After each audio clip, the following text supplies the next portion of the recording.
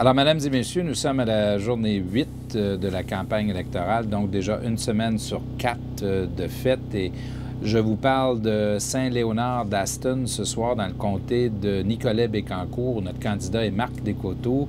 Nous avons fait une rencontre avec la population ici qui nous a permis de parler des enjeux de cette campagne.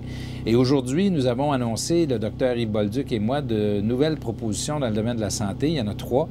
D'abord, une première qui paraît simple, mais qui aura de l'effet, c'est de publier les listes d'attente des médecins spécialistes. Pas les noms, mais les listes d'attente, le nombre de personnes.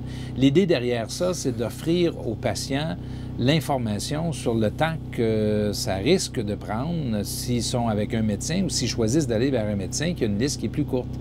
Alors, c'est une façon très efficace de rendre le système de santé beaucoup plus sensible aux questions de délai d'attente qui ont baissé dans les dernières années, soit dit en passant. Je vous souligne que 93 des Québécois se font opérer dans un délai de 6 mois.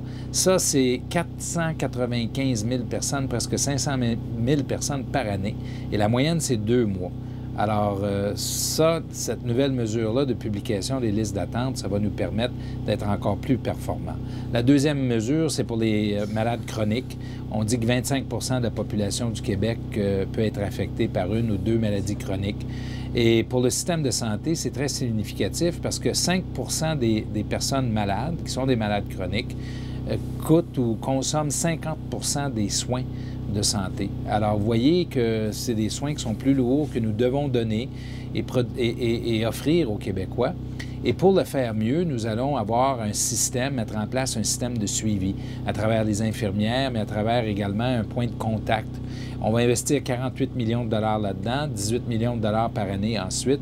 Et il y aura, par exemple, on vous donne un exemple, des appels de faire régulièrement pour s'assurer que les gens prennent leur médication, qu'ils font le suivi que les médecins leur ont prescrit. Comme ça, on va éviter des hospitalisations. La troisième mesure, bien là, elle est très simple, puis c'est de la prévention. C'est de prolonger l'âge où les jeunes ont accès à des services dentaires. Aujourd'hui, c'est de 0 à 9 ans. On va faire ça dorénavant jusqu'à l'âge de 16 ans.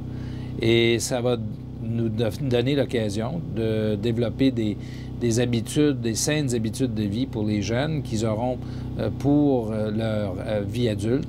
Et ça va nous permettre aussi d'alléger un petit peu le fardeau des familles du Québec pour qui les soins dentaires, ça peut quand même être un coût important.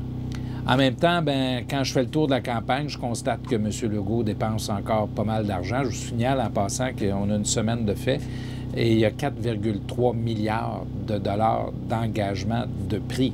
On n'a pas encore équilibré notre budget. On va l'équilibrer au printemps prochain, mais M. Legault, il semble être sur une lancée. On espère que ça va ralentir un petit peu parce qu'on a juste une semaine de campagne de fait. Et Mme Marois est revenue à ses vieilles habitudes, une nouvelle chicane avec Ottawa sur l'assurance emploi. Alors, il nous l'avait annoncé de toute façon. La politique du PQ, ça va être de cultiver des chicanes pour faire un référendum, pour encore imposer ou essayer d'imposer aux Québécois un choix que nous ne voulons pas parce qu'on n'en veut pas de référendum. On veut s'occuper d'emploi et d'économie.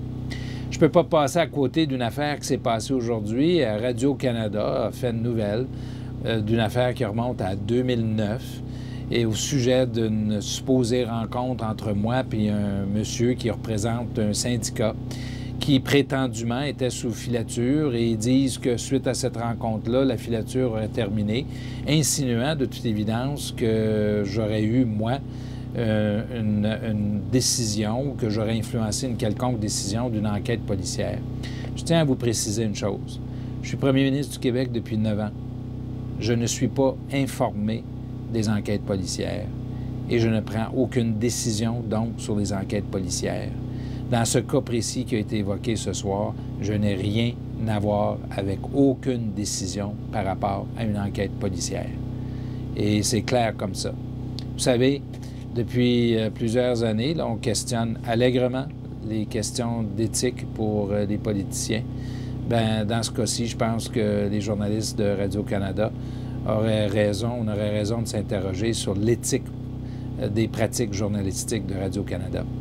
Je vous invite à nous joindre demain. Demain, nous allons faire une annonce qui touche au plan Nord et un projet économique important. C'est là-dessus qu'on veut mettre nos énergies. Et demain, bien, ce sera l'occasion de vous proposer une politique en ce sens-là.